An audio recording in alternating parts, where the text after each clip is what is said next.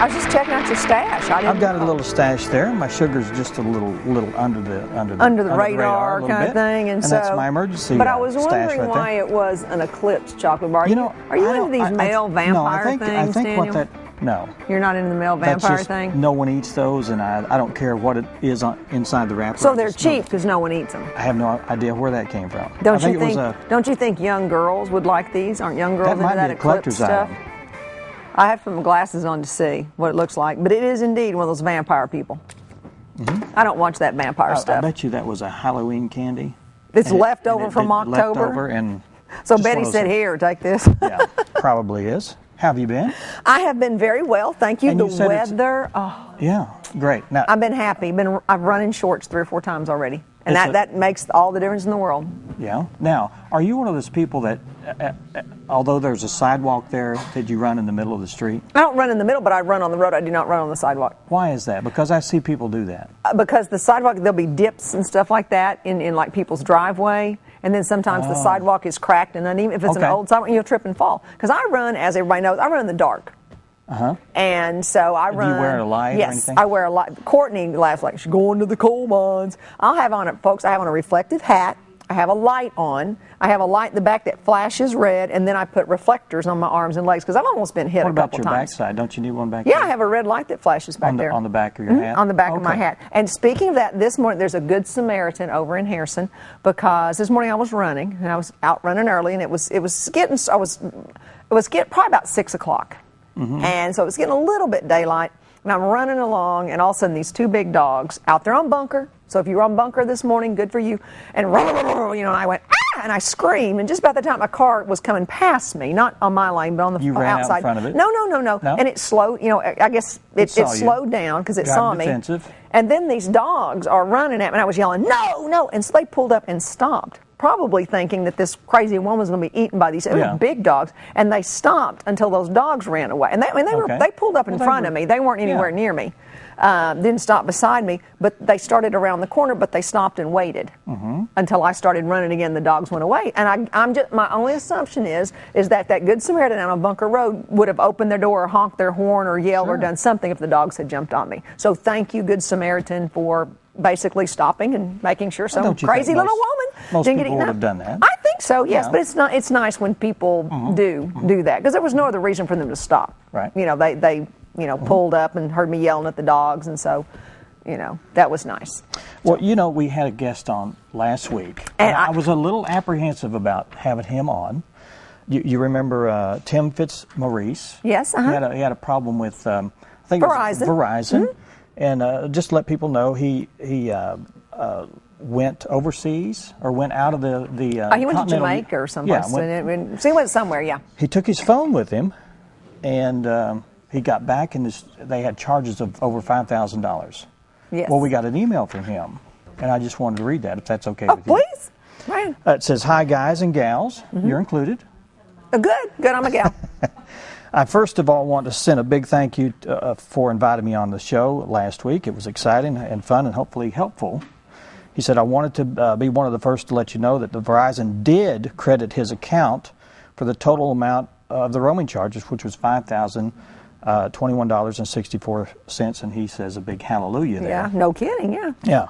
I also received a letter from Verizon corporate offices, the case investigator department, who made it very clear that to me that this is a one-time global roaming credit, and it will not be given again.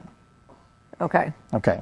So they definitely wanted me to know this credit was out of the goodness of their heart. Oh, well, at least I don't have to pay them, but I still think they either missed the point or just want me to think that they missed it. Typically, corporate speak, I guess, is what he says.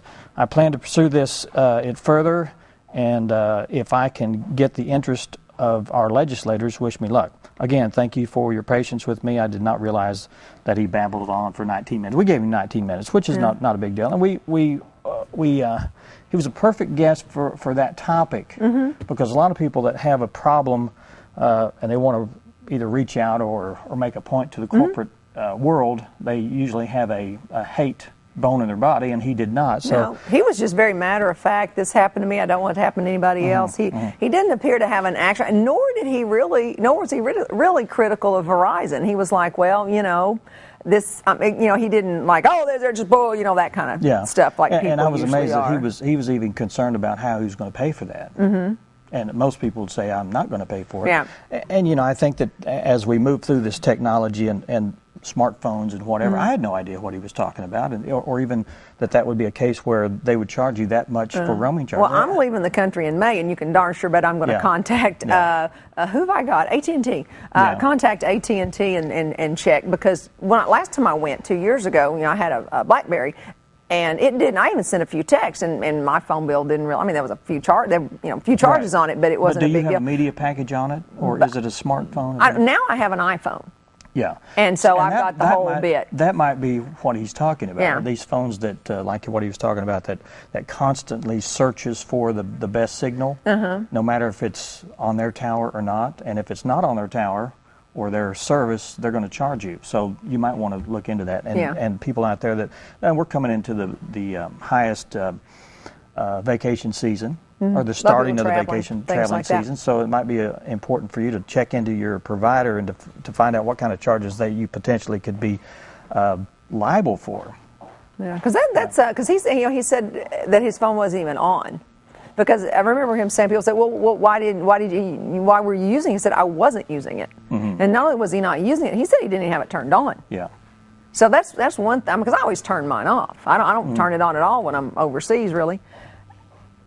But if it's going to search, even if it's turned off and in my suitcase, that's a little concerning. It'd be one thing if I turned it on and started making phone calls. But my students do. Oh, shoot, their cell phones ring, they talk. I think, man, alive, I don't want to see your phone bill. Yeah.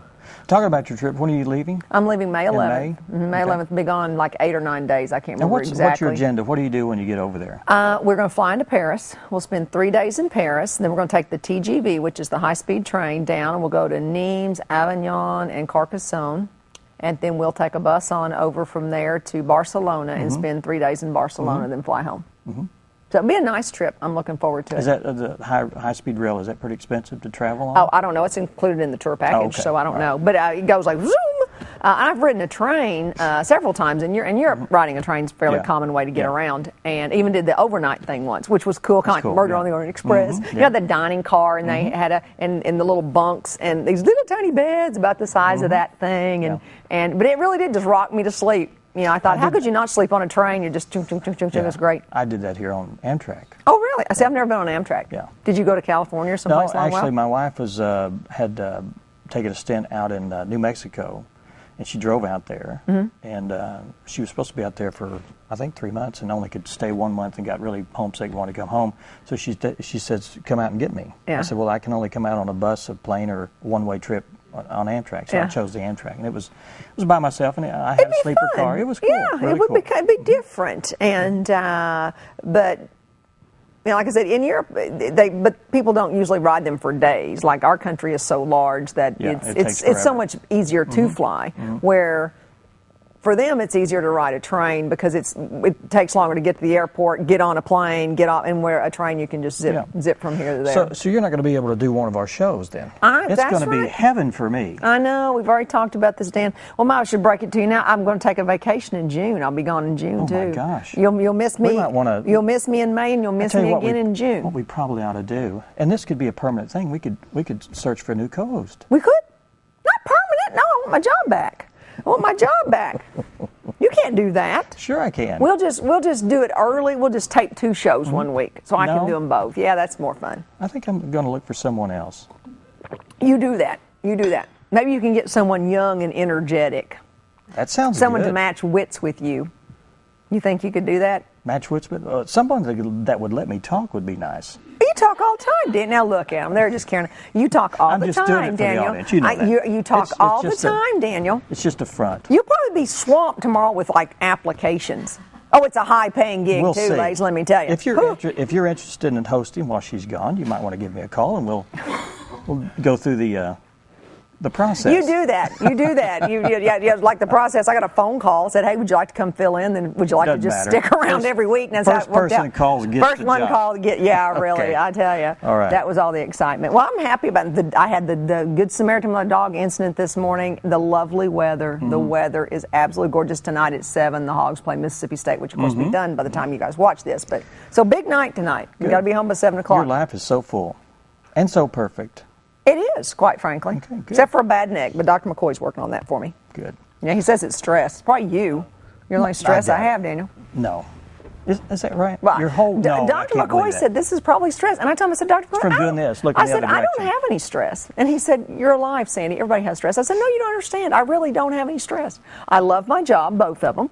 I love teaching at the school. I love working with you. Courtney's a wonderful husband. My parents are both healthy. Daddy could eat better.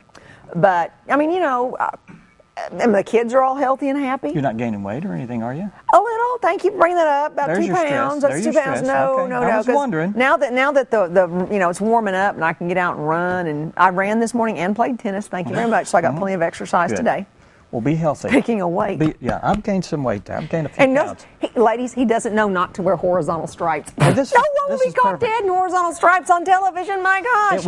It was the next thing in the closet to pick out. Well, trust me, horizontal stripes, no. No. Oh, well. If television adds 10 pounds, I'm looking pretty good. You're looking... Looks better than the shirt I had on earlier. Let me look. Well... It's got a pattern, okay? It does have a pattern. Yeah, it does have a pattern. But see how it makes you look broader? We're looking at the camp. It makes you look broader down here, Daniel. That's okay. Just as long as the focus is on me, I'm happy. The focus can be on you. Why don't you tell people who's on the show today? I can. Someone who's on, you see her all the time, but she's not here talking about food today, and that's Linda Masters, and she's here with Carol Ann Coward, and they're going to talk about the Bull Show's telecare. Okay? And then we have Pam Setzer, who's going to talk about Celtic in the Caverns, and they have other things. That's down at Blanchard Springs Caverns. She'll tell us about that excitement. And then, gentlemen, stay tuned. Ladies, have to stick around for this one. Yeah, you'll want to stick around because let me preface this because ladies, we're going to have a bridal show, and now the men are going to go, what? Oh, trust me, fellas, you want to stick around for this. But the beautiful women that are here. We have 4 lovely ladies who are going to do a fashion show. We're going to have some wedding gowns and some honeymoon attire. So you will not want to change channels today or anything else. I didn't know we were having the honeymoon thing. Yeah. The ladies in the shorter dresses they're not going to wear the short, like there's a pretty black dress. Look, she's shaking her head. That's not a wedding dress. If the bride shows up in a short black dress, that is not a good sign. Can I stick around for that one? In fact, we can talk wedding etiquette. Previously, you were not supposed to wear black to a wedding, period. And now they've kind of dropped that and women show up in black. I like it. Well, black is classy, but it's traditionally been seen as a very dour color to wear to a wedding. Now, if the mother-in-law shows up in black, that's a bad sign, let me tell you that. That's not good. But anyway, but people do. Both my sisters wore black to my wedding.